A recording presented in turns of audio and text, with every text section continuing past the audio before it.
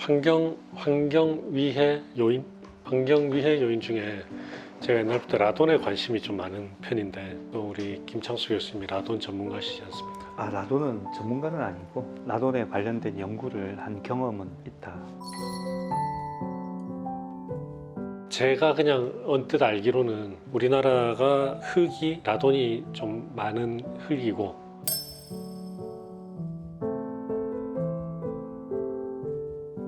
건물 지을 때 흙을 섞잖아요. 모래를 섞나요? 근데 라돈이 반감기가 보통 방사선 동위원소는 뭐 수십만 년 뭐 이렇게 가니까 그냥 우리 평생 나온다라고 봐야 되는 거지 않습니까? 네, 그렇죠.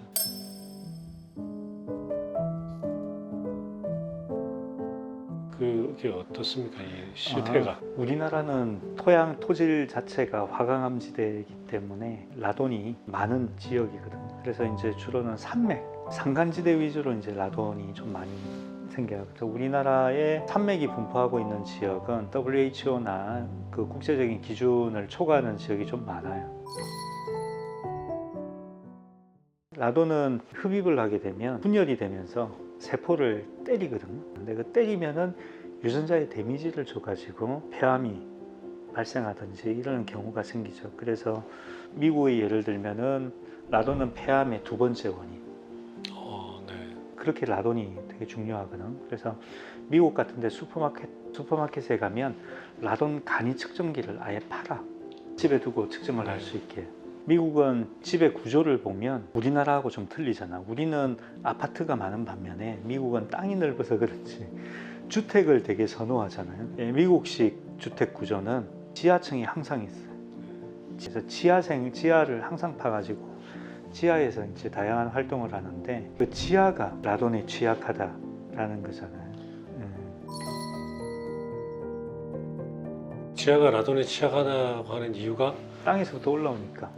땅 그 주변 땅에서. 그렇죠. 땅 밑에서부터 라돈 가스가 올라오거든. 그래요. 예.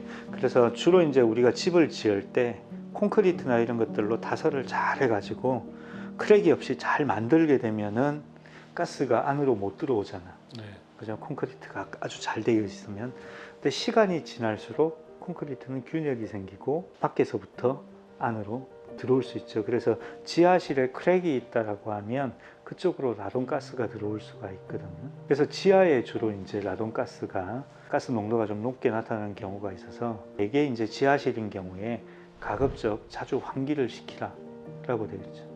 들어가기 전에 환기를 충분히 시키고 들어가든지 혹은 지하면은 문을 만들어서 환기를 시킬 수 있는 시설을 잘 하게 되어 있죠. 그러면 라돈이 아까처럼 땅에 직접 이렇게 해서 올라오는 거 말고 이 콘크리트에서는 안 나옵니까? 화강암으로 암석이나 이쪽에서 나오니까 그런 재료를 써가지고 콘크리트를 하거나 이런 경우에는 또 생길 수가 있겠죠. 근데 그런 경우는 그렇게 많지 않은 걸로 알고 있어요. 그럼 우리 이런 일반적인 건물에서는 별로 라돈은 별로 그런 건 안 없어요. 해도 예전에 되나요? 우리 그 라돈 매트리스 뭐 이런 이야기 했잖아.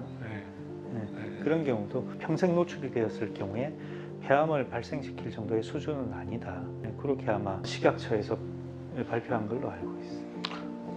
그럼 캠핑 많이 하는 사람들은 좀 라돈에 노출이 많겠네요. 근데 그게 이제 밑에서부터 올라오는 가스니까 밀폐된 공간에 가스가 차 있는 거죠. 지상에서 있거나 이런 경우는 휘발돼서 날아가기 때문에 거의 뭐 의미가 없어요. 인체에 영향을 미치지 않는다. 네. 그래서 지난번에 예전에 우리가 한번 조사했던 거는 라돈 농도가 높은 지역부터 낮은 지역까지 일렬로 쭉 순서를 정해가지고 그 지역에 사는 거주민 폐암 발생률을 조사를 했거든요. 일관된 경향성이 없어요. 없어요. 그건 뭐냐면 라돈에 노출이 되어서 폐암에 생기는 것보다는 개인 생활 습관, 흡연, 뭐 안 좋은 생활 습관 이런 것들이 더 중요하다. 그럼 라돈 별로 걱정할 필요 없는 거네요. 걱정할 필요 없죠.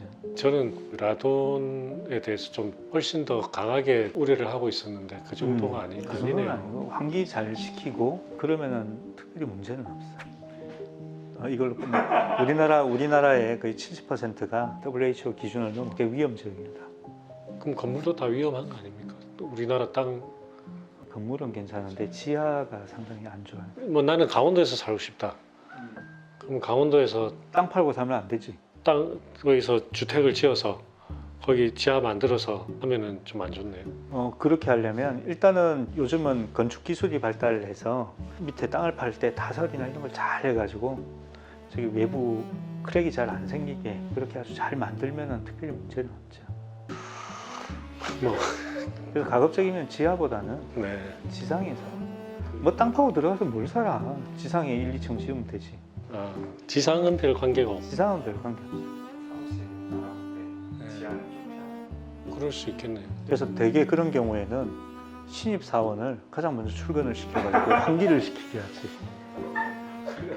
최고 참이 나와서 환기를 시켜야죠. 그러면 안 되지. 고참은 살 날이 얼마 안 남았는데. 얼마 안 남았으니까.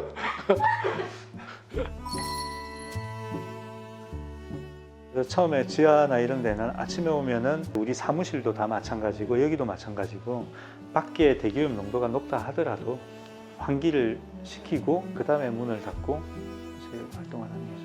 환기가 중요하겠네요. 환기가 제일 중요해 사실은.